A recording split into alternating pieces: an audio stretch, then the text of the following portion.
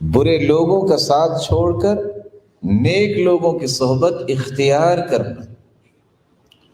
اور موت کی غرغراہٹ سے پہلے یہ کام کرنا، اچھا سا وضو کر لیجئے، 2 رکعتیں پڑھ لیجئے،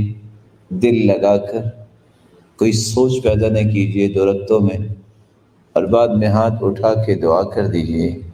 حدیث کے الفاظ ہیں، جب انسان کہتا ہے یا رب یا رب، تو اللہ ذوالجلال فرماتے ہیں علم عبدی ان لہ ربا یغفر الذنوب، میرے فرشتوں آج میرے اس بندے کو پتہ چل گیا ہے کہ اس کا کوئی رب ہے جو معاف کرنے والا ہے، میرے فرشتوں گواہ رہنا میں نے اسے معاف کر دیا ہے۔ اور ساتھ کیا فرماتے ہیں، عبدی اعمل ما شئت فقد غفر لک، میرے بندے جو بھی تو نے کیا ہے جو میں نے تمہیں معاف کر دیا۔